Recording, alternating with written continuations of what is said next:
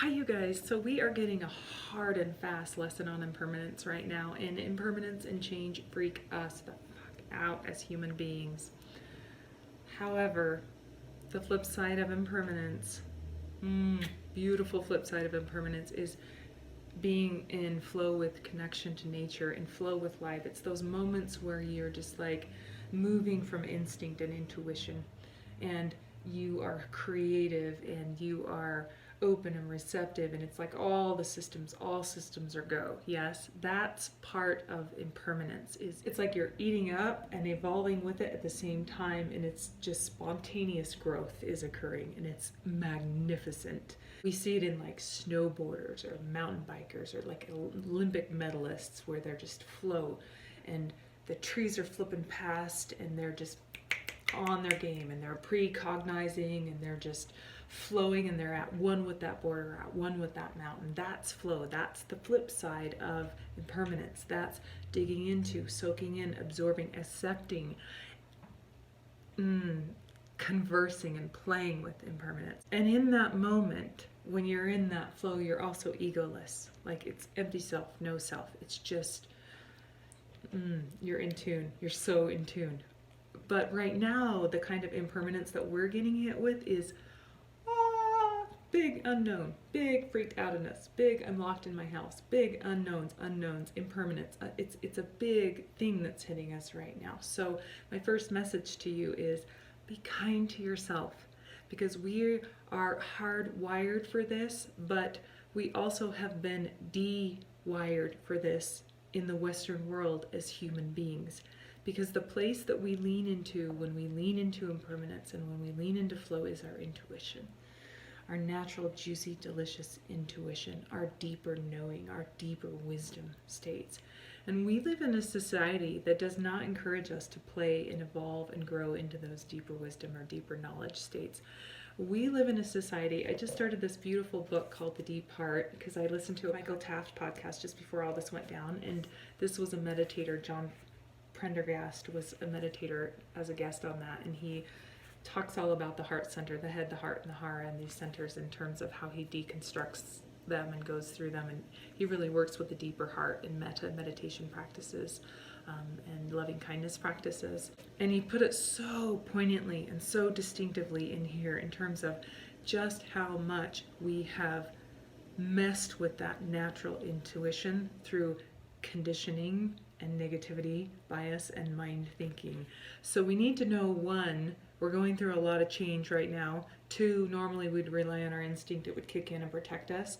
But three, we've kind of fucked with our instinct and disconnected from it over time, living in this Western fast-paced, just go do your job, don't worry about that, that's all fluff and puff, and we don't have time for mindfulness kind of society. I'm going to read a tiny little blip from it. It says, we have been innocently dividing, freezing, numbing, armoring, coiling, ignoring, and attacking ourselves from an early age. And this divisive and self-protective process has tremendous momentum. It takes time for it to undo itself. The stronger the conditioning, both in terms of intensity and duration, the longer the unwinding process takes. So what to do right now? Because your mind is going into the unknown, and it is our mind likes, especially our prefrontal cortex, it likes to figure shit out and it likes to know. So in this big unknown, our mind is going anywhere it can to find answers.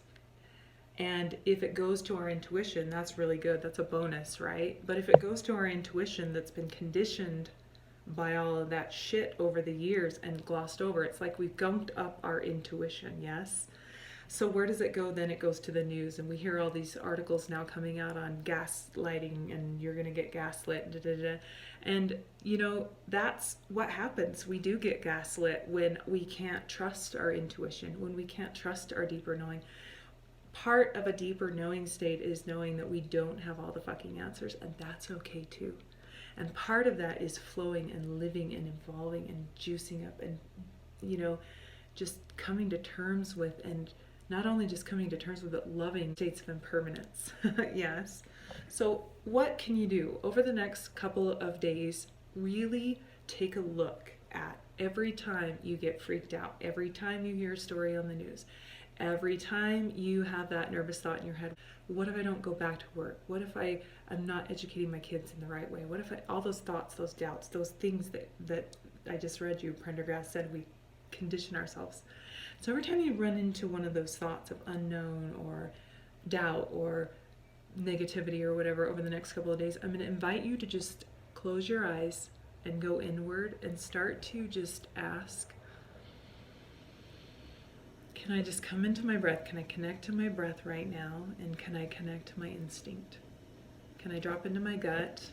And can I learn to start stripping that away and learning to trust myself? And the second thing you can do is just to be kind to yourself. Be kind and aware that you're going to be a little bit short-tempered right now and that you need a little extra pampering. You are quarantined with people in your house. You need extra space. You need to say, I need my alone time.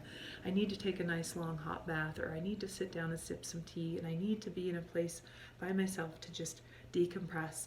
Do whatever it is that you need to fucking do for yourself to reconnect to that natural intuition and that rhythm and cadence.